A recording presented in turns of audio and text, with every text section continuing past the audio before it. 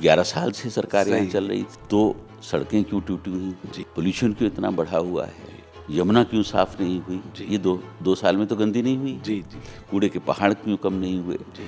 तो इतना दुर्भाग्य है कि दिल्ली को आज दुनिया का सबसे पोल्यूटेड सिटी का दर्जा मिला हुआ है। अगर आप कूड़े के पहाड़ों की बात करें तो कौन सा ऐसा सिटी है जहाँ पर आपको 3-3 कूड़े के पहाड़ दिखाई पड़े। जब बरसात होती है और बाढ़ आती है तो सबसे ज़्यादा अगर किसी को तकलीफ होती है वो गरीब आदमी को होती है, क्योंकि वो बाढ़ का पानी झुग्गी झोपड़ी में घुसता है। जी जी। लेकिन कोई सरकार आपको शायद देश में ऐसी नहीं मिलेगी जो 5-5 साल तक की रिपोर्ट्स को सदन में पेश ना करे। सीजी की रिपोर्ट के कुछ अंशों को पब्लिश किया जो उनके बंगले से रिलेटेड था। अब उसमें उन्होंने कहा है सीजी ने कि जो टोटल अप्रूवल वो 8 करोड़ रुपए का था और वो 8 करोड़ का अप्रूवल कब 37 करोड़ में बदल गया उनको पता भी नहीं चला। कि जल बोर्ड ने पिछले 7 सालों के अंदर लगभग 28,000 करोड़ का कैपिटल एक्सपेंडिचर किया।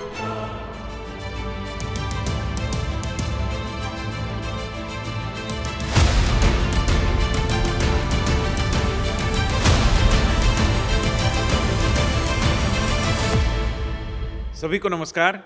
मैं विनय सहस्रबुद्धे और दिल्ली की जनता के लिए आज हम एक नए पॉडकास्ट मालिका पॉडकास्ट सीरीज़ को लेकर आए हैं जिसका नाम है अपनी दिल्ली अपनी बात। जाहिर सी बात है कि अभी दिल्ली में चुनाव आ रहा है और मतदाता स्वाभाविक रूप में चाहेगा कि उसके मन में जितने भी सारे सवाल हैं उनके कहीं ना कहीं जवाब उसको मिले। वैसे भी जनतंत्र में in any democracy voter education is very very important और उसी कॉन्टेक्स्ट में हमने ये सोचा कि अपनी दिल्ली अपनी बात इस शीर्षक से इस टाइटल से हम एक पॉडकास्ट सीरीज चलाएंगे जिसमें वोटरों को अपना निर्णय करने के लिए कुछ सहयोग होगा, मदद होगी, क्योंकि हम तथ्यपरक जानकारी लोगों तक पहुंचाएंगे and we will empower the voters to take a right call whatever that is. इस पृष्ठभूमि पर आज से हम एक पॉडकास्ट सीरीज़ का प्रारंभ करने जा रहे हैं और आज के हमारे इस इनॉग्रल एपिसोड के अतिथि है दिल्ली के उपराज्यपाल सम्माननीय श्री विनय कुमार सक्सेना जी, जो मेरे साथ बैठे हैं। और मैं सक्सेना जी के बारे में आपको बताऊं कि इनकी बैकग्राउंड वैसे तो कॉरपोरेट क्षेत्र की है, सरकार के पब्लिक सेक्टर ऑर्गेनाइजेशंस में, विशेष रूप में शिपिंग के क्षेत्र में उन्होंने काफ़ी उल्लेखनीय काम गुजरात में और अन्य जगह किया। उसके बाद इनके काम का जो भी स्वरूप रहा उसको देखते हुए भारत सरकार ने उन्हें khadi and village industries commission के चेयरमैन के रूप में नियुक्त किया और खादी ग्रामोद्योग आयोग का एक मैं कहूँगा कि काया पालट इनके कारकिर्द में हुआ। कई सारे नए नए विधाओं को नई जोड़ा गया और खादी सेक्टर भी अपने आप में नए ज़माने के मार्केट की आवश्यकताओं को पूरा करते हुए जनप्रियता संपादन कर सकता है, ये सक्सेना जी ने साबित किया।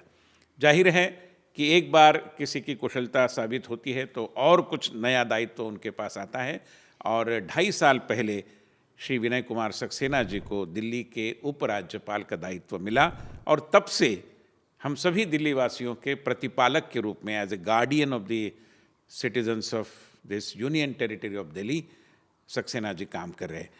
Very very happy moment for me to welcome you at this inaugural episode Vinay Kumar ji. Thanks for taking out time. आपने हमारा अनुरोध स्वीकार किया और जनतंत्र की मजबूती के लिए, वोटरों के एजुकेशन के लिए ये जो एक छोटा प्रयास हम कर रहे हैं, आपने योगदान दिया। I am really grateful to you and I am really very thankful to you. You are having such a hectic schedule. Even then, you took out time to be featuring in this podcast series, अपनी दिल्ली अपनी बात। तो विनय जी, जैसे मैंने कहा कि ये एक मतदाता प्रशिक्षण का जनतंत्र की मजबूती के लिए एक प्रयास है अपने आप में और इसमें हम चाहेंगे कि दूध का दूध पानी का पानी हो, जो भी तथ्य है लोगों के सामने आए। बाकी तो मतदाता राजा होता है जनतंत्र में। तो ऐसी स्थिति में एक सबसे अहम सवाल आता है कि एक और तो दिल्ली की जो लोकनियुक्त सरकार है, उनके जो प्रतिनिधि है, वो बार बार मीडिया में अन्य जगह ये बोल रहे हैं कि देखो भाई, केंद्र सरकार हमें तो काम ही नहीं करने देती, हमें तो काम ही नहीं करने देती। और दूसरी ओर न्यायमूर्ति कह रहे हैं, न्यायालय में लगभग साबित हो रहा है कि अनाप शनाप भ्रष्टाचार हुआ है। तो आम आदमी को, जो वाकई में आम आदमी है, समझ में नहीं आता दिल्ली के आम मतदाता को कि एक और ये काम नहीं करने देते, दूसरी ओर भ्रष्टाचार के तो प्रकरण न्यायालय में सिद्ध हो रहे हैं। जी हाँ। तो ऐसी स्थिति में वास्तविकता क्या है? What is, where lies the reality? इसके बारे में थोड़ा आप हमें अवगत कराइए, ताकि पहले तो एक दूध का दूध, पानी का पानी हो और एक स्पष्ट नजरिए से हम चीज़ों को देख पाए। So please sir. Thank you very much. आपने अपने एक सवाल में कई सवाल हमसे पूछे और मैं उसका एक एक करके जवाब जी जी जी, दूंगा। Please sir, please sir. पहला सवाल आपका ये था कि ये आरोप है कि केंद्र सरकार दिल्ली की सरकार को काम करने नहीं देती। इसमें कोई शक नहीं है कि जो रूलिंग पार्टी है हमेशा से इस तरीके के आरोप लगाती चली आई है। लेकिन अगर आप दिल्ली का परिप्रेक्ष्य देखें, दिल्ली एक यूनियन टेरिटरी है। एब्सोल्युटली।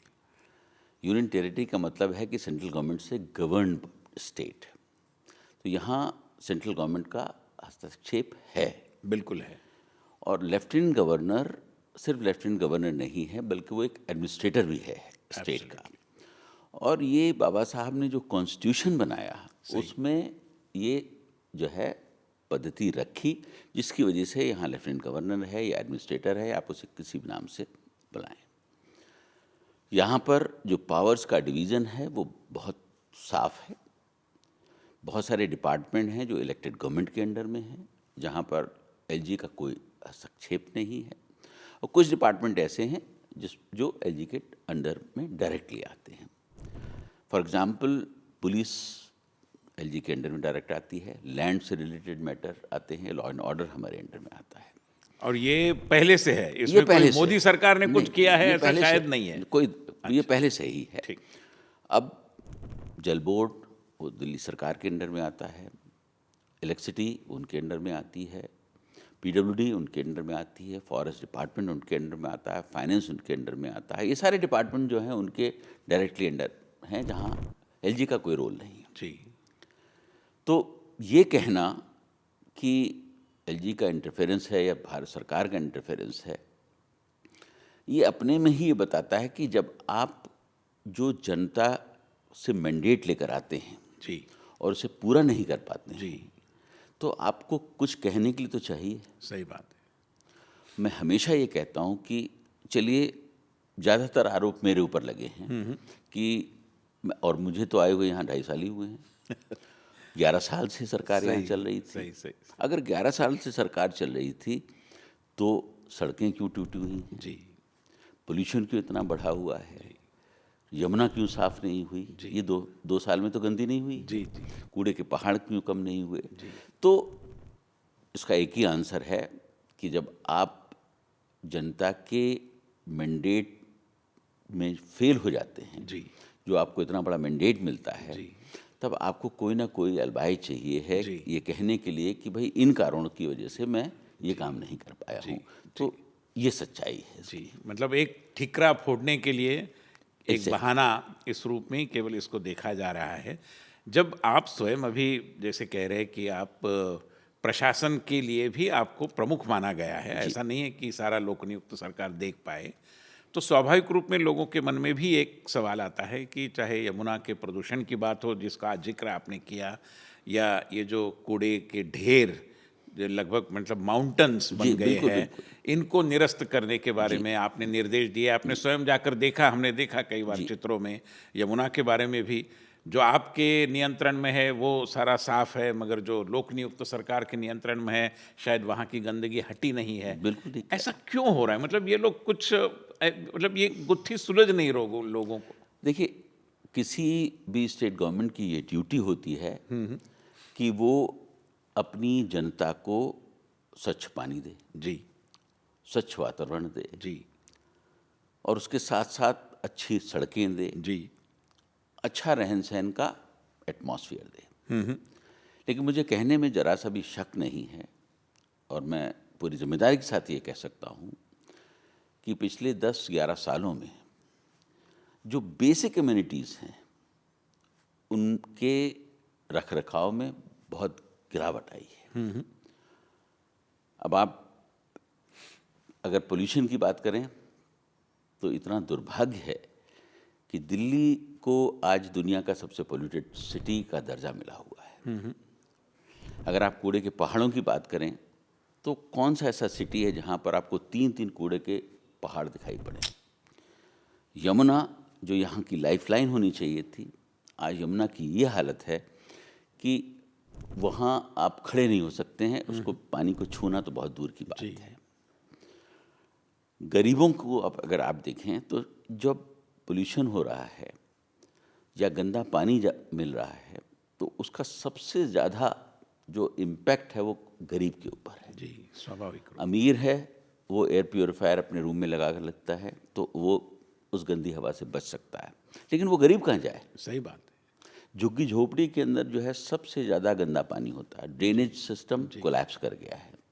यहाँ अगर आप देखें तो पूरे के पूरे ड्रेन्स जो हैं चोक्ड हैं, जिनकी दसियों साल से सफाई नहीं हुई है। तो जब बरसात होती है और बाढ़ आती है तो सबसे ज़्यादा अगर किसी को तकलीफ होती है वो गरीब आदमी को होती है, क्योंकि वो बाढ़ का पानी झुग्गी झोपड़ी में घुसता है। जी।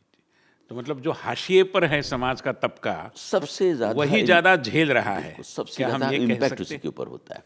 अब पानी की आपने बात करी, आप सुन के ताज्जुब करेंगे कि यहाँ पर डिस्पैरिटी देखिए कितनी है। जो बहुत पॉश कॉलोनीज़ हैं वहाँ पर पानी की जो सप्लाई है 560 लीटर पर डे पर पर्सन है। अच्छा। लेकिन वही जो झुग्गी झोपड़ियाँ हैं जो सबसे हाशिए पे बैठा हुआ आदमी है, अगर आप उसका एवरेज सुनेंगे तो शायद ताज्जुब कर जाएंगे। वो 20 लीटर पर डे पर पर्सन केवल उधर 560, इधर केवल 20। तो ये डिस्पैरिटी है। और फिर भी गरीबों के मसीहा वगैरह सारी शब्दावली का उपयोग हो रहा है। तो मतलब आप ये देखें कि जिस हम गरीबी की बात करते हैं कि हम उनको फ्री पानी दे रहे हैं, फ्री बिजली दे रहे हैं, आप उन्हीं के साथ कितना अन्याय कर रहे हैं। ये तो एक छलावा है। बिल्कुल सही कह सकते हैं। उसके साथ साथ मैं आपको ये भी कहना चाहूँगा, जब हम फ्री पानी के बारे में सुनते हैं तो मैं क्योंकि दिल्ली के कोने कोने में घूमता हूँ और शायद आप ताज्जुब करेंगे कि मैंने कम से कम 2000 किलोमीटर से ज़्यादा, क्या बात है, पैदल चलकर दिल्ली को देखा है। मतलब कार में बैठकर नहीं, पैदल चल के देखा है। मैं अपनी गाड़ी जो है सड़क पे छोड़ देता हूँ और उसके बाद उन कॉलोनीज़ के अंदर चला जाता हूँ जहाँ पर वो लोग रहते हैं। स्थिति ऐसी है जिसकी कल्पना नहीं कर सकते। ये नेशनल कैपिटल है। तो पानी वहाँ 7-7, 8-8 दिन तक नहीं आता है। लोग टैंकर से पानी मंगाते। सिमिलरली बिजली का सवाल है। अभी मैं कुछ दिन पहले एक रंगपुर पहाड़ी में था, 5-7 दिन पुरानी ही बात होगी शायद। वहाँ मुझे बताया 12-12 घंटे बिजली नहीं आती है। उन्होंने मुझे बिल्स दिखाए। क्या बात है जी। और उसके बाद भी बिल्स दिखा रहे हैं 12,000 रुपये, 8,000 रुपये, 19,000 रुपये, 21,000 रुपये। तो मतलब ये तो मुफ्त में अंधेरा हो गया, मुफ्त में बिजली के बजाय। मतलब कोई भी तो यही टिप्पणी करेगा। आप जो भी चाहें कह सकते हैं लेकिन हकीकत ये है पानी 7-7, 8-8 दिन तक नहीं आता, जैसे मैंने आपको बताया। तो इन हालातों में जो जनता है वो वास्तव में बहुत परेशान है। और दिल्ली का कोई इलाका उठाकर देख लीजिए, इतनी गंदगी, ऐसा लगता है कि यहाँ पर जैसे कोई म्युनिसिपल बॉडी है ही नहीं। बिल्कुल कूड़े के ढेर पड़े हुए हैं, सड़कों के ऊपर कूड़े के ढेर पड़े हुए हैं। और मुझे एक बताइए एलजी साहब, चूँकि आप पालन करता है, अभिभावक है एक दृष्टि से, तो आपने तो इनको काफ़ी सवाल पूछे होंगे, कभी मतलब सूचनाएं भी, निर्देश भी दिए होंगे। कुछ परिणाम नहीं? आपने एक ऐसा सवाल मुझसे पूछा है कि मैं इसका क्या जवाब दूं आपको। हकीकत यह है कि जब मिस्टर केजरीवाल चीफ मिनिस्टर थे तो ऑफिशियल मीटिंग्स तो होती ही थी और एक पद्धति बनी हुई थी कि हर फ्राइडे की हमारी उनकी 1 घंटे की मीटिंग होगी, आधा घंटे की मीटिंग होगी। वो कुछ समय तक तो चली, उसके बाद फिर उन्होंने आना बंद कर दिया। क्योंकि मैं हर मीटिंग में उनसे यह पूछता था कि दिल्ली के लिए कुछ करिए। सही, दिल्ली के हालात बहुत ख़राब हैं। लेकिन कभी ऐसा नहीं हुआ कि उन्होंने मुझसे ये कहा हो कि मेरा ये ब्लूप्रिंट है दिल्ली के हालात को बदलने के लिए। मैं इसको बहुत जिम्मेदारी के साथ कह रहा जी, हूँ जी, और रिपीट कर रहा हूँ जी, कि उन्होंने इतनी तमाम मीटिंग्स में कभी एक बार भी मुझसे ये नहीं कहा कि मैं दिल्ली का ये ब्लूप्रिंट लेकर आया हूँ, इसे अप्रूव कर दें आप और हम दिल्ली को इस तरह बदलना चाहते हैं। मैं हमेशा कहता था कि यमुना बहुत बुरी हालात में है, सही, कूड़े के पहाड़ को हमें ख़त्म करना चाहिए, सड़कें टूटी हुई हैं, पोल्यूशन उसकी वजह से है, उसको हमें कम करना चाहिए। देखिए दिल्ली का जो पोल्यूशन है वो हमारे कंट्रोल में हम कर सकते हैं उसको, जी, जी, लेकिन विल पावर चाहिए उसको करने के लिए। आज अगर दिल्ली के पोल्यूशन के आप पैरामीटर्स को देखें तो 48% दिल्ली का जो पोल्यूशन है वो डस्ट पोल्यूशन है, 74% ऐसा पोल्यूशन है जो हमारे हाथ में है, दिल्ली सरकार के हाथ में है, जिसमें मैंने आपको बताया कि 48% डस्ट पोल्यूशन है। उसके साथ साथ यहाँ पर क्योंकि बहुत ज़्यादा लोग वो झुग्गी-झोपड़ियों में रहते हैं या कहीं फ्लाईओवर्स के नीचे रहते हैं, तो वो लकड़ियों को जलाते हैं। जी, जी, जी, वो एक बहुत बड़ा पोल्यूशन का हिस्सा है, वो 10 से 11% है। उसके साथ साथ एक यहाँ अजीब सा ट्रेंड है, लोग कूड़े को इकट्ठा करते हैं, उसको जलाते हैं विंटर्स के अंदर। वो भी जो है 5 से 7% का कंट्रीब्यूशन करता है। ये सारी चीज़ें ऐसी हैं जिनको कंट्रोल किया जा सकता है। एक आपने बीच में एक स्टेटमेंट किया कि विगत 10-11 सालों में ये लगातार गिरावट की ओर जा रहा है। क्या इसके आंकड़े हैं? बिल्कुल कि है। जैसे 2004 में क्या था, 13 में क्या था और अभी 25 में क्या है? ऐसा कुछ मतलब आंकड़े तो बिल्कुल होंगे, हैं, बिल्कुल आंकड़े अभी हैं। नहीं होंगे मगर बिल्कुल, आंकड़े तो होंगे जिसके आधार पर आपने ये स्टेटमेंट किया है कि बिल्कुल सही ये लगातार गिरावट है, जिसके कारण बहुत मतलब किसी भी दिल्ली वासी को परेशानी होती है कि ये दिल्ली हमारा राजधानी का शहर है, ये परिक्षेत्र है, इसको तो मतलब और ऊंचाई पर ले जाना बिल्कुल चाहिए, सही। मगर वो नहीं हो पाया है। बिल्कुल नहीं हो एक सवाल इसमें से निकल कर आता है कि हमने समाचार पत्रों में सुना, विधानसभा में भी चर्चा इसके होने की आवश्यकता थी कि ये जो सीएजी के रिपोर्ट्स आए हैं, जी। जो किसी भी सरकार का दायित्व बनता है, जी। चाहे केंद्र की सरकार हो, राज्यों में कई सरकारें हैं, वो रिपोर्ट तो सदन को देती ही देती है। ऐसी स्थिति में जैसे कि सुनने में आ रहा है कि इन्होंने रिपोर्ट्स को रखा नहीं, तो जो बड़े बड़े शब्दावली का प्रयोग होता है, अकाउंटेबिलिटी, ट्रांसपेरेंसी, गुड गवर्नेंस, सुशासन, इस परिप्रेक्ष्य में आप कैसे देखते हैं इन चीज़ों की ओर? मैं ये कह सकता हूँ कि इस सरकार ने ट्रांसपेरेंसी का जहाँ तक सवाल है उसको अपने पास तक नहीं आने दिया। जहाँ तक अकाउंटेबिलिटी का सवाल है उसमें ये ज़ीरो है। वो इस वजह से मैं ये कह रहा हूँ कि मैं पिछले 2.5 साल से मैंने कम से कम 7 से 8 लेटर स्पीकर को लिखे, चीफ मिनिस्टर को लिखे कि सीएजी की रिपोर्ट्स को सदन के पटल पर लाना सरकार की जिम्मेदारी है। बिल्कुल, इट्स अ कॉन्स्टिट्यूशनल मैंडेट। बिल्कुल, मेरी जो जिम्मेदारी है उस लिहाज से मैंने हमेशा उनको जो है बताया कि इसको करना चाहिए। लेकिन कोई सरकार आपको शायद इस देश में ऐसी नहीं मिलेगी जो 5-5 साल तक की रिपोर्ट्स को सदन में पेश ना करे। उसका कारण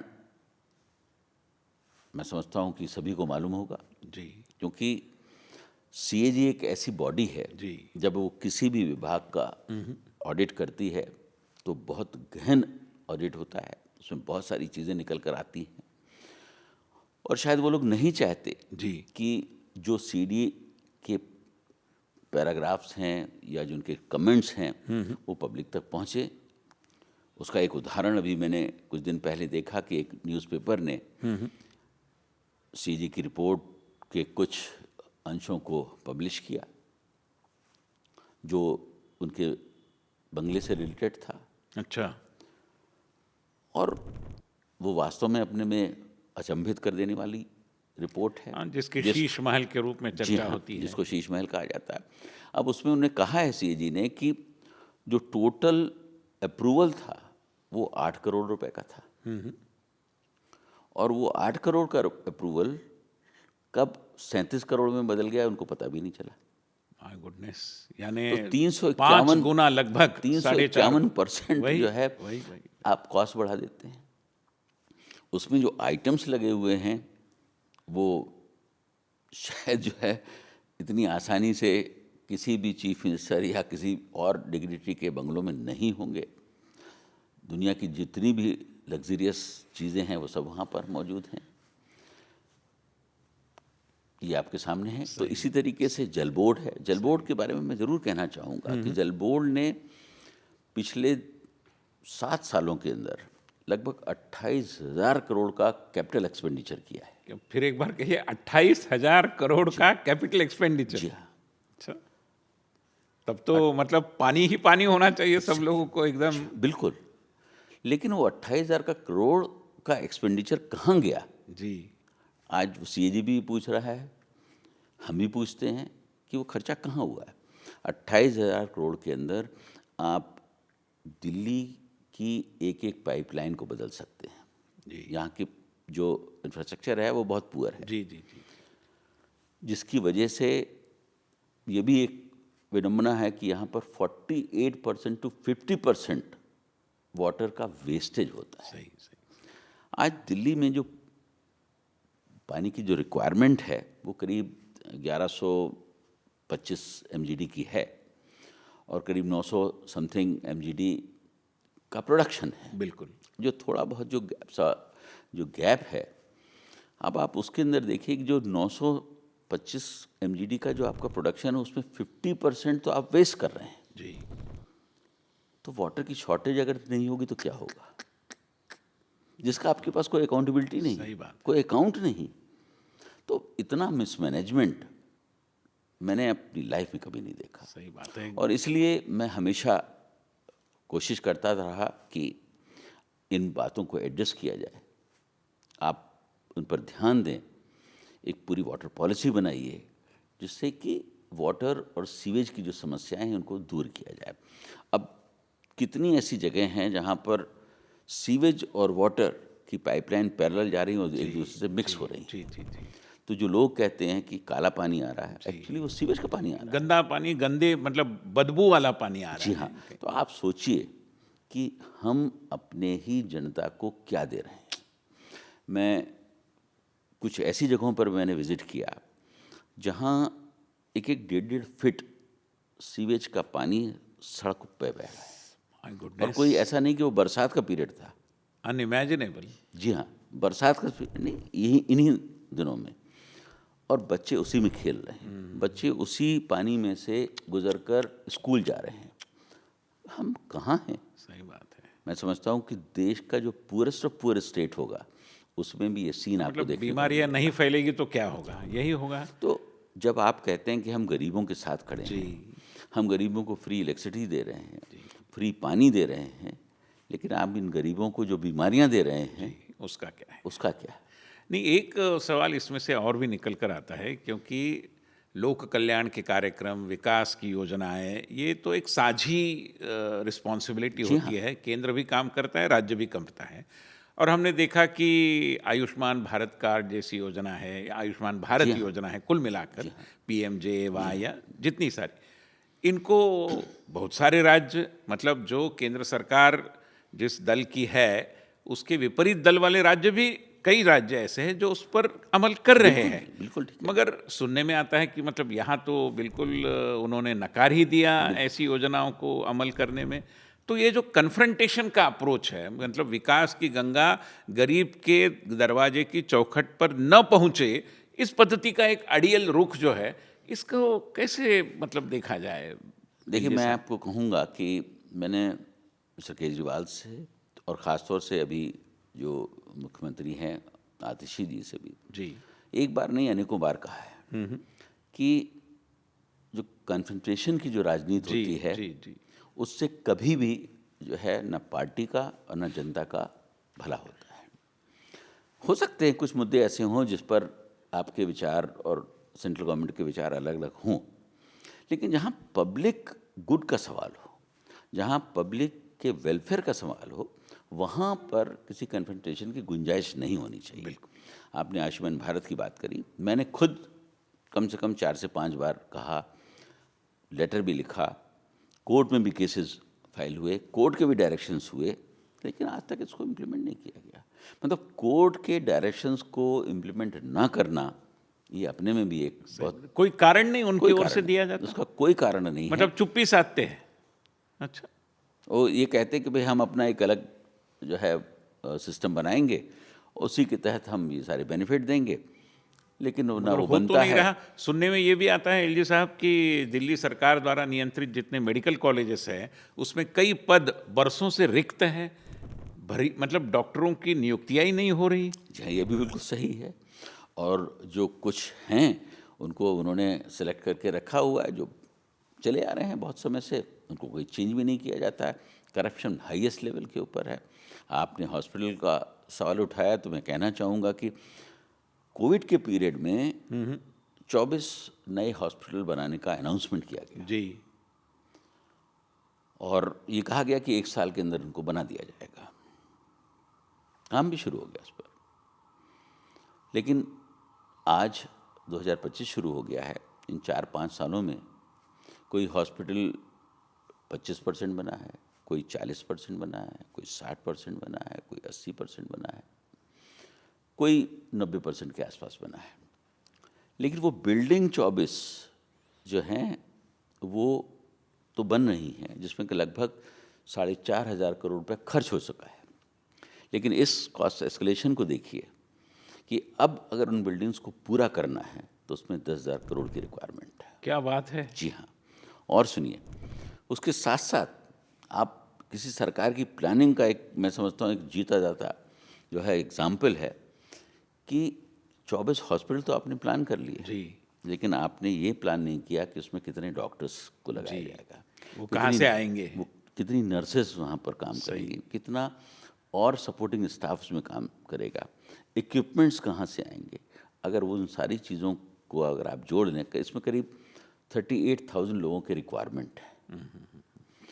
कम से कम 15,000 करोड़ रुपए और चाहिए आपको इक्विपमेंट्स और उनके सारे पैराफर्निलियर को सेटअप करने के लिए। आपके पास तो बजट में कोई प्रोविज़न नहीं है। आपने कोई एआर डिपार्टमेंट से या फाइनेंस डिपार्टमेंट से इन पोस्ट की सैंक्शन नहीं ली और आपने हॉस्पिटल बना दी अच्छा, बगैर कोई जी हाँ। मतलब एडमिनिस्ट्रेटिव होमवर्क किए। बिना होमवर्क किए वो। और कुछ हॉस्पिटल्स तो इस एग्जाम्पल इसमें भी हैं कि एक मिनिस्टर आते हैं, वो कहते हैं अच्छा ये पार्किंग है, इस पार्किंग को बंद कर दीजिए, यहाँ पर हॉस्पिटल की बिल्डिंग बना दीजिए। क्या बात है। ये तो मनमानी है। हाँ, तो वो हॉस्पिटल की बिल्डिंग बनने लगती है। फिर कभी उनका विजिट होता है और अच्छा कहते हैं अच्छा ये 6 मंजिल है, नहीं इसको 12 मंजिल कर दीजिए, तो वहाँ 12 मंजिल का काम उस पर शुरू हो जाता है। फिर से कोई नई योजना बनाओ, प्लानिंग करो। नहीं, कोई प्लानिंग नहीं। अच्छा, ऐसे ही। तो क्योंकि वही मिनिस्टर पीडब्ल्यूडी के भी थे, वही मिनिस्टर हेल्थ के भी थे, तो सब काम शुरू हो रहा है। कॉन्फ्लिक्ट ऑफ इंटरेस्ट भी है, सब कुछ है। ऐसा कहीं आपको देखने नहीं मिलेगा। अब आप मुझे बताइए, कोई 6 मंजिल की बिल्डिंग या 8 मंजिल की बिल्डिंग के ऊपर आप 2 और सही। अगर स्टोरीज बना रहे हैं तो उसका असेसमेंट बिल्कुल, होता है बिल्कुल, कि भाई उसकी लोड बेयरिंग है कि नहीं सही है, बात है, सही बात है। वो 2 मंजिल को और ऊपर सह सकती है कि नहीं सकती। लेकिन नहीं। और ये 6-6 मंजिलें बढ़ा रहे हैं। अच्छा, तो मतलब मेरे पास तो शब्द ही नहीं है कि मैं आपकी इस- मर्यादा को भी समझता हूँ, क्योंकि ये कोई राजनीतिक टिप्पणी का विषय और नहीं है। अपनी पीढ़ा में मैं किससे नहीं, मैं समझ रहा हूँ। कहूँ मगर एक ये हमें बताइए, क्योंकि जब भी हेल्थ और वेलनेस की बात आती है तो वो एक हमेशा नहीं हमारे मोहल्ला क्लिनिक है ऐसा बताया जाता है। शुरू में तो लगा कि हो सकता है कि स्वास्थ्य सेवाएं बिल्कुल गली मोहल्लों तक जाएगी। आपने बतौर उपराज्यपाल कुछ मोहल्ला क्लिनिक देखे भी होंगे। कुछ दर्शकों को अगर आप बता पाएंगे कि आपके अनुभव क्या रहे। जहाँ तक मुझे याद है कि जो अनाउंसमेंट हुआ था लगभग 1,000 मोहल्ला क्लिनिक को दिल्ली में बनाने का था, और उन 1,000 में अभी जो इस्टेब्लिश कर पाए ये लोग करीब 550 के आसपास। अब उन 550 में अगर आप हालात देखें तो डॉक्टर्स नहीं हैं, नर्सेज नहीं हैं, और उस पर भी सीबीआई और एसीबी की जांच चल रही है। और जो उनका मॉडल था वो ये था कि एक डॉक्टर जितने पेशेंट देखेगा उस लिहाज से उसको पेमेंट मिलेगा। अच्छा। तो जांच में पाया गया कि वो डॉक्टर वहाँ कभी आया ही नहीं, और फिर भी 5 पेमेंट हुआ है। लेकिन फिर भी वो पेशेंट के नाम मेंशन हो गए, उसको पेमेंट भी हो गए। इन्होंने एक स्कीम लगाई थी कि जो टेस्ट वगैरह होते हैं उसको हम फ्री करेंगे। उसकी जांच हुई तो मालूम पड़ा कि 00 नंबर के ऊपर हज़ारों लोगों के टेस्ट हो गए। या एक ही नंबर के ऊपर करीब 1500 आदमियों के टेस्ट हो रहे हैं। तो हर जगह अगर आप देखें तो यही हालात देखने को मिले। कुछ जगहों पर जो प्रोमिनेंट प्लेसेस हैं उसको तो उन्होंने कोशिश करी कि उसको मेंटेन करें, जो रेस्ट हैं वो काफ़ी हालात ख़राब हैं उनके, कोई जाता भी नहीं है, बहुत सारे बंद पड़े हुए हैं। और अनाउंसमेंट के लिए तो आप कुछ भी कर दीजिए, लेकिन जब तक सरकार में आप उसका कंटिन्यूस मॉनिटरिंग नहीं करें, कंटिन्यूस फॉलोअप नहीं करें, सरकार में कोई भी चीज़ चलती नहीं है। मैं 2-2.5 साल से यहाँ देख रहा हूँ, मैं एक एक चीज़ के ऊपर इतना ध्यान रखता हूँ कि अगर जिसको मैंने विज़िट किया है और उस विज़िट के बाद मैंने जो डायरेक्शंस दिए हैं, अगर वो उसके बिफोर और आफ्टर के पिक्चर्स आना शुरू नहीं होते हैं तब तक मैं नहीं मानता हूँ कि वहाँ पर ग्राउंड पे काम शुरू हुआ होगा। और जब तक सारे डायरेक्शंस पूरे नहीं हो जाएं, उसके पिक्चर्स नहीं आ जाएं, तब तक मैं कभी इस बात को एक्सेप्ट नहीं करता कि वो काम कंप्लीट हो गया। तो monitoring is the key of administration, और उसके बगैर आप कुछ भी कहते रहिए, उससे क्या फ़र्क पड़ता है। So what one can gather that there is zero accountability, minus transparency and absolute lack of any kind of good governance. ये सुशासन के तो मतलब इर्द गिर्द भी नहीं पहुंच पाएगी, ऐसी सारी रचनाएं हैं। और जो बड़ा पीड़ा देने वाला मतलब एक तथ्यपरक जानकारी का पूरा बिंदुवार सिलसिलेवार आपने हमसे शेयर किया है। विनय कुमार जी, एक सवाल दिल्ली के लोगों के मन में स्वाभाविक रूप में है कि मतलब हवा भी शुद्ध हो, पानी भी शुद्ध हो, जमीन पर भी एक दृष्टि से प्रदूषण रहित सारा वायुमंडल हो। ऐसी सारी स्थिति में सबसे अहम बात आती है पानी की, क्योंकि पानी हम पीते भी हैं, पानी से नहाते भी हैं, सफाई भी करते हैं। तो हमने सुना कि नेशनल ग्रीन ट्राइब्यूनल को इसमें इंटरवेन करना पड़ा, और यद्यपि ये काम एलजी का तो है नहीं, बावजूद इसके लेफ्टिनेंट गवर्नर को अपॉइंट करके इस काम को गति देने की नौबत हमारे नेशनल ग्रीन ट्राइब्यूनल पर आई, जिसके कारण आज यमुना की कुछ न कुछ सफाई आपके नेतृत्व में हो रही है। मतलब ये चौंकाने वाली बात है। हम भी कई राज्यों के राज्यपालों को मिले, मगर किसी राज्यपाल को मैंने ये करते देखा नहीं है कि वो जाकर इस तरीके के एनजीटी के आदेश पर अमल करने के लिए काम करे। How did happen? I mean if you could throw some light. इससे पहले कि मैं यमुना के बारे में मैं आपको बताऊं, मैं बताना चाहूँगा कि दिल्ली में जो यमुना को सबसे ज़्यादा प्रदूषित अगर कोई करता है तो वो नजफगढ़ ड्रेन है, जो करीब 57 किलोमीटर का लंबा ड्रेन है। और ये लगभग 74% जो दिल्ली में यमुना का जो कचरा है वो इसी ड्रेन से आता है, जो अनट्रीटेड सीवेज है। और इस 57 किलोमीटर के नजफगढ़ ड्रेन में लगभग 200 ड्रेन्स जो हैं अनट्रीटेड वो इसमें जुड़ते हैं पूरे सिटी के, और वो उसको ट्रैवल कराते हैं राइट अप टू यमुना। उसको भी हमने टेकअप किया, क्योंकि सबसे पहले तो आपको बीमारी का हल निकालना पड़ेगा। और 2-3 महीने काम हुआ, आगे बढ़ा, और हम लोगों ने यमुना के 11 किलोमीटर के पैच को लिया और नजफगढ़ ड्रेन के करीब 20 किलोमीटर के पैच को लिया, और वहाँ पर सफाई कराने का काम शुरू किया। हम वॉर फुटिंग पे शुरू किया गया। लोग वहाँ आने लगे, देखने लगे, पब्लिक पार्टिसिपेशन होने लगा। मैंने एनजीटी के चेयरमैन साहब को भी इनवाइट किया। जब उन्होंने ये पढ़ा तो उन्होंने कहा मैं आना चाहता हूँ। मैंने कहा बिल्कुल आइए। तो हमने उनको मोटर बोट से नजफगढ़ ड्रेन में भी ट्रैवल कराया, चित्र उसके देखे थे उस समय, ट्रैवल कराया, और उसके बाद यमुना में भी ट्रैवल कराया। तो जब उन्होंने जो देखा हमारी कार्य की पद्धति को, हम किस तरीके से बड़े साइंटिफिक तरीके से उसका काम कर रहे हैं और लोक सहभाग सुनिश्चित करते हुए, हाँ, तो उनका ये कहना था कि वो स्वयं सुप्रीम कोर्ट में रहे थे, और उस वक्त भी उनके पास यमुना क्लीनिंग का एक तरीके से सब्जेक्ट था, और वो वहाँ कुछ बहुत ज़्यादा नहीं कर पाए। फिर जब एनजीटी के चेयरमैन बने तो भी यमुना उनके पास थी। तो आज ज़रूरत इस बात की है कि जिस तरीके से आप काम कर रहे हैं, अगर एक हाई लेवल कमेटी होगी जिसमें सभी डिपार्टमेंट एक साथ बैठेंगे और आपको रिपोर्ट करेंगे, क्योंकि इसमें सेंट्रल गवर्नमेंट के भी डिपार्टमेंट हैं, स्टेट गवर्नमेंट के भी डिपार्टमेंट हैं और कुछ और स्टेट गवर्नमेंट हैं जिनका भी इन्वॉल्वमेंट है, तभी ये काम हो सकता है। तो ये केस पेंडिंग था और उसके बाद उन्होंने उस कमेटी का गठन किया और हमसे रिक्वेस्ट की कि क्या आप उसका चेयरमैन बनना पसंद करेंगे, क्योंकि उनकी रिक्वेस्ट थी। मैंने कहा ठीक है, मुझे कोई तकलीफ नहीं है। तो 2-3 महीने से काम चल रहा था। उसके बाद ये एनजीटी का ऑर्डर भी आ गया। उसने मुझे एक तरीके से और एक लीगल बैकिंग भी दे दी। मतलब उल्लेखनीय है कि काम एलजी साहब के इनिशिएटिव से शुरू हुआ, जी हाँ। जन सहभागिता से, और उसको देखकर उसके बारे में एक अनुकूल मत बनने के बाद जब स्वयं देखा प्रत्यक्ष, तब एनजीटी ने ये दायित्व एक आधिकारिक तौर पर आपको दे दिया। बिल्कुल सही है ना? जी हाँ, बिल्कुल ठीक कह रहे हैं प्लीज। और मैं यहाँ आपको ये भी बताना चाहूँगा, शायद ये देश के इतिहास में पहली दफ़ा ऐसा हुआ होगा कि हर फ्राइडे को दिल्ली की करीब 1100 मस्जिदें हैं।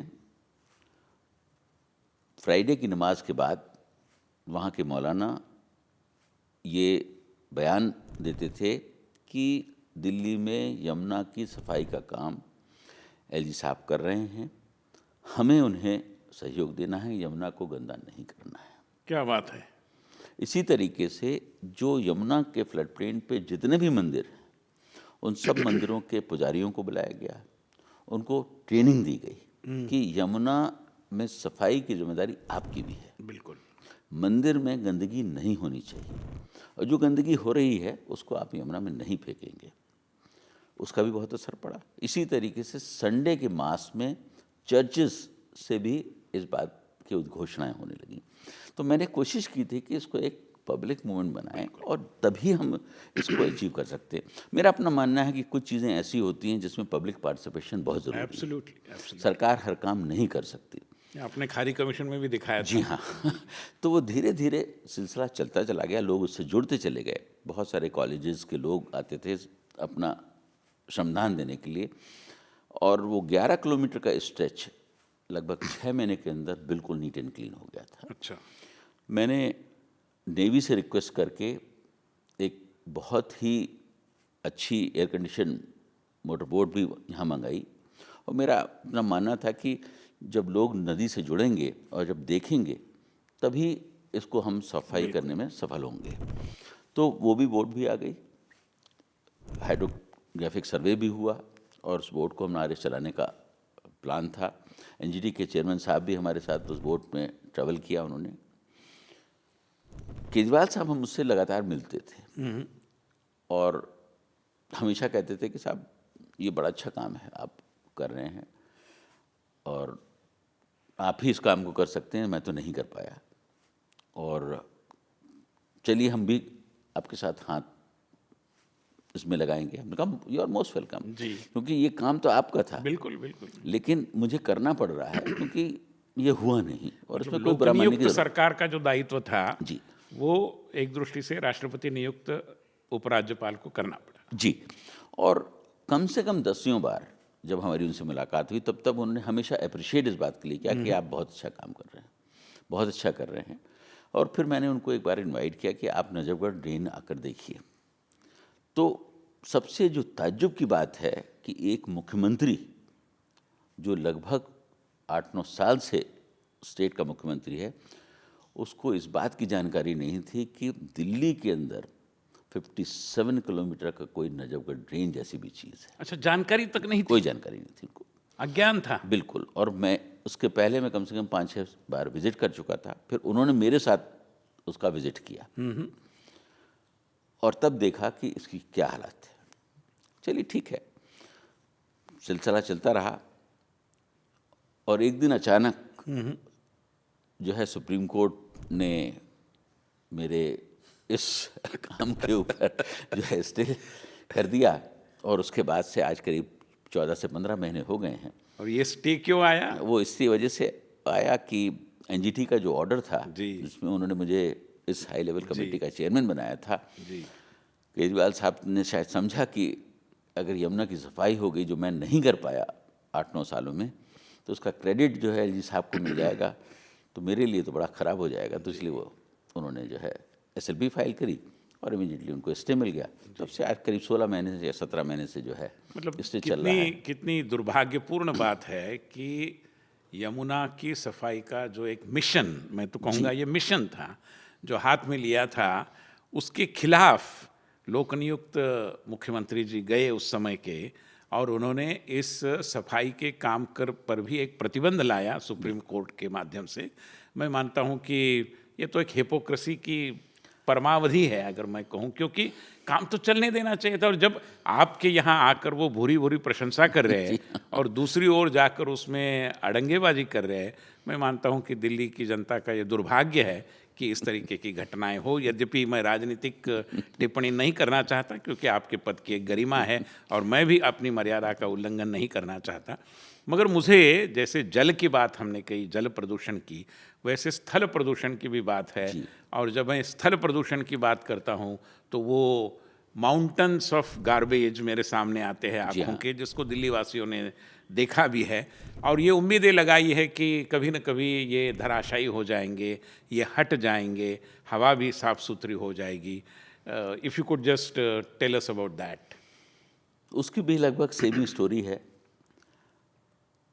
मई में मेरे चार्ज लेने के बाद मेरा जो सेकंड विजिट था, वो जो डेरी के साथ साथ वहाँ के जो 3 बहुत बड़े बड़े पहाड़ हैं, जिसमें सबसे ज़्यादा जो नोन है वो भलसवा जी, वहाँ का विजिट मेरा हुआ। और मैंने देखा कि वहाँ पर जो तीनों जो पहाड़ हैं, मतलब पास पास नहीं हैं, दूर दूर हैं, उनमें जो टोटल गार्बेज है वो करीब 225 लाख टन का स्टोरेज है। और पता करने पे मालूम पड़ा कि वहाँ जो एवरेज डिस्पोजल है वो करीब 1,40,000 टन महीने का हो रहा है। और 4 मशीन जो हैं, ट्रॉमलिंग मशीन्स वहाँ लगी हुई हैं, जो अपना काम कर रही हैं, जो एक रूटीन तरीके से होता है। 1 महीने में कम से कम मैंने 5 से 6 बार विजिट किया। और ये जो कॉन्ट्रैक्टर्स थे, MCD के कमिश्नर थे, उनको कहा कि इन मशीनों को बढ़ाएं और इसका एवरेज जो है डिस्पोजल का बढ़ना चाहिए। और मुझे बताने में बड़ी खुशी भी है कि 1-2-2.5 महीने के बाद ही बहुत अंतर आ गया। मशीनें बढ़ीं और धीरे धीरे बढ़ती चली गईं। और जब ये केजरीवाल साहब फिर दोबारा सुप्रीम कोर्ट में गए इसके खिलाफ भी, तब तक करीब 96 ट्रॉमलिंग मशीन्स को वहाँ तक लगा दिया गया था। उनकी क्या आपत्ति थी? इसके खिलाफ भी गए कोर्ट? जी हाँ, इसके खिलाफ भी वो सुप्रीम कोर्ट में चले गए। और उसके बाद जो एवरेज था, जो 1,40,000 टन पर मंथ का था, वो करीब 6.5 लाख टन पर मंथ का हो गया डिस्पोजल का। और 7 से 8 महीने के अंदर करीब 70 लाख टन मटेरियल को डिस्पोज कर दिया गया। मैं यहाँ पर थोड़ा सा एक्सप्लेन करना चाहूँ कि ये ट्रॉमलिंग मशीन्स क्या होती हैं और इसका क्या सिस्टम।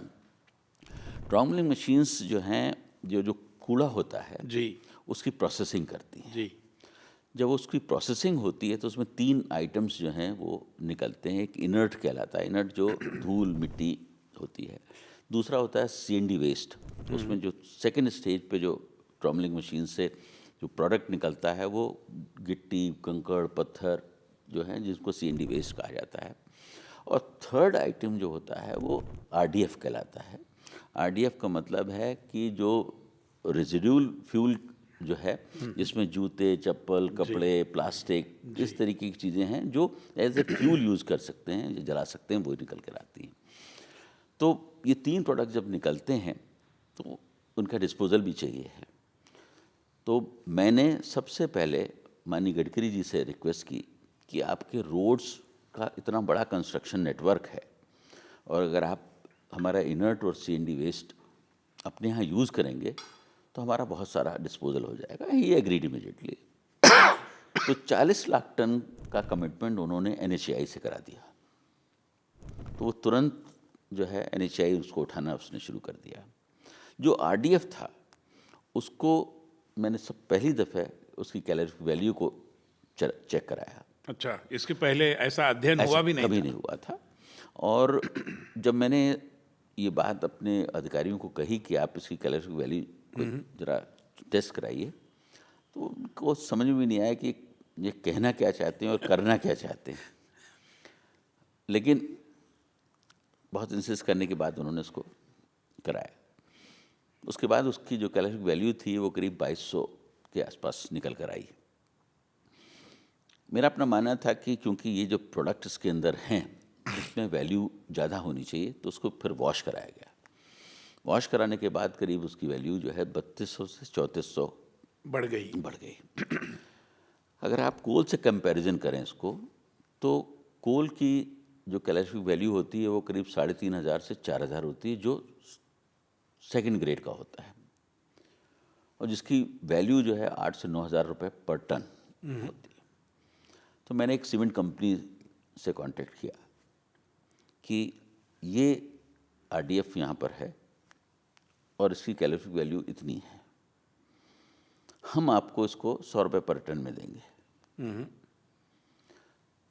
उन्होंने जो है 5 ट्रक्स लिए, उसकी टेस्टिंग की और उनको लगा कि हाँ ये बिल्कुल ठीक है, और वो सिलसिला शुरू हुआ। और आज मुझे बताने में बहुत खुशी है कि देश की टॉप सीमेंट कंपनी जो है 7 सीमेंट कंपनीज वो आरडीएफ हमारे यहाँ से ले रहे हैं। क्या बात है, मतलब एक सोच, केवल एप्लीकेशन ऑफ माइंड की जरूरत थी। और उसके साथ साथ आज सहारनपुर में जितनी भी पेपर इंडस्ट्री है उनमें से भी 8 से 10 इंडस्ट्रीज़ ने उसको लेना शुरू कर दिया।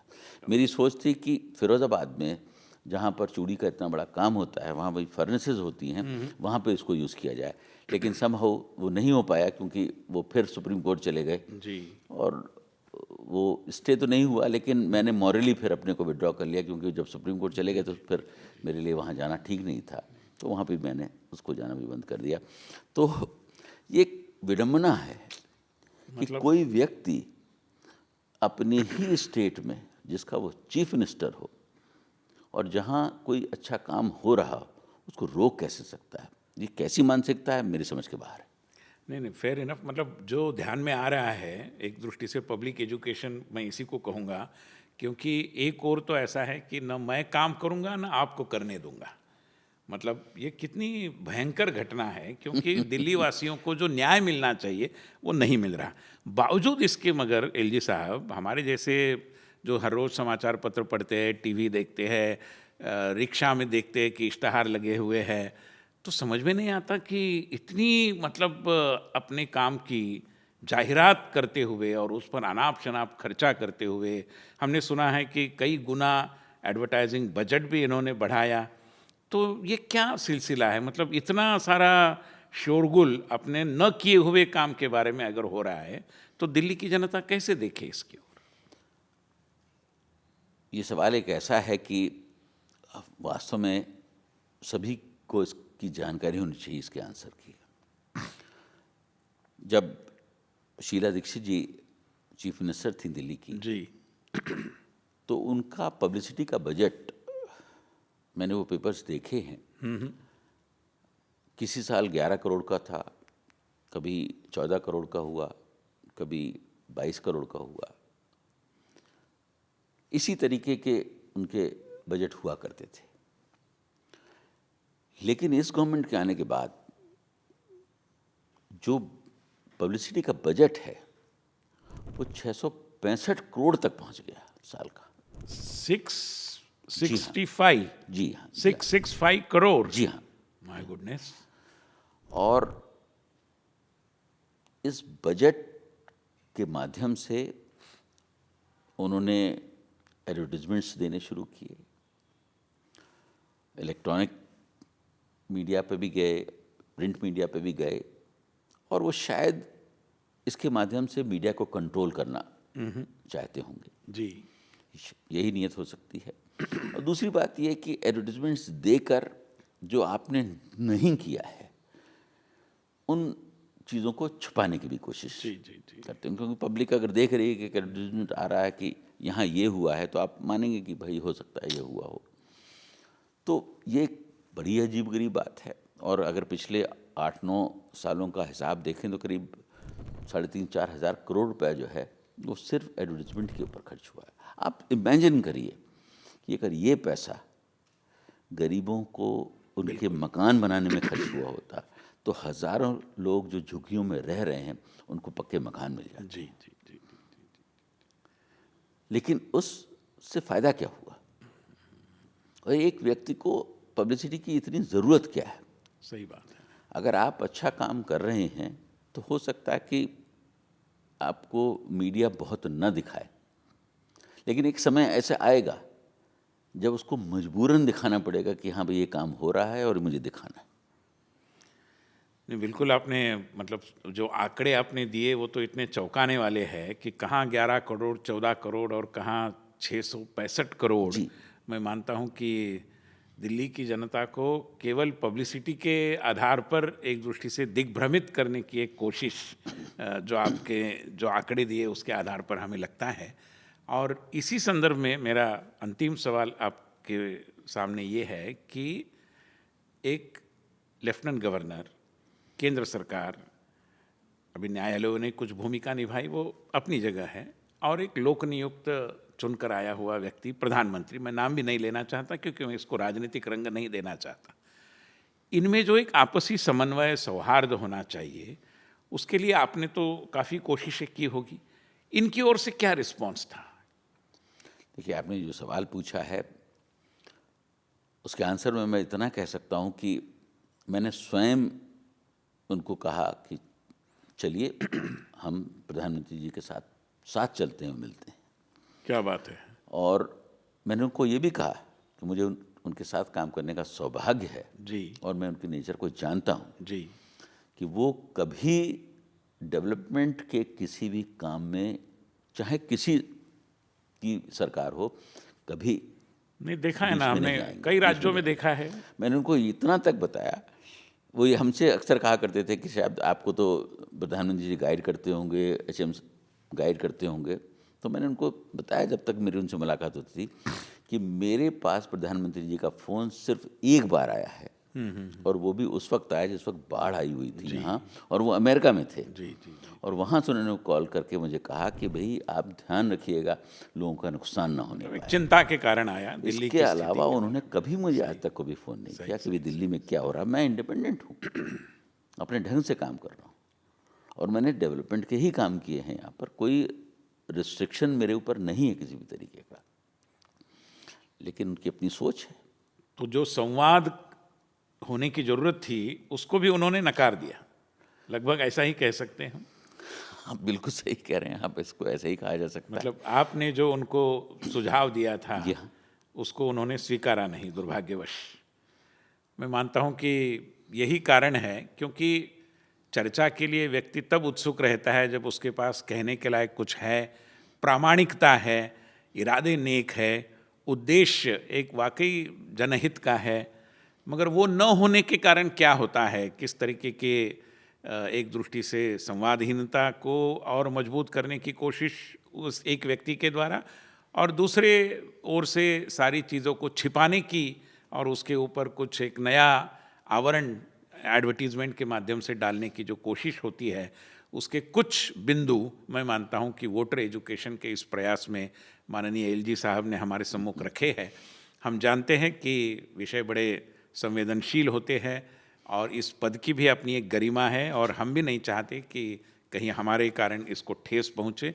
इस संवाद के माध्यम से जन प्रबोधन और वोटरों के प्रबोधन का जो एक हमारा एक उद्देश्य है उसकी ओर हमने आगे बढ़ने की कोशिश की है। मैं मानता हूं कि दर्शकों को काफ़ी सारी चीज़ें समझ में आई होगी। I mean, one can read the lines and one can read between the lines as well, as they say. So I believe here we are. और एलजी साहब ने इतने स्पष्ट तरीके से जो तथ्यपरक बातें हैं वो आपने सामने रखी है। मैं मानता हूं कि जो आकलन हमारा बनना चाहिए वो निश्चित रूप में बनेगा। आपको बहुत बहुत धन्यवाद, क्योंकि ये सारा विषय जो है अपनी दिल्ली अपनी बात का है, और हम हमेशा कहते आए हैं कि अपनी दिल्ली अपनी बात, अपनी समझ, अपनी सोच, अपना विचार, अपना वोट। बहुत बहुत धन्यवाद। Thank you very much.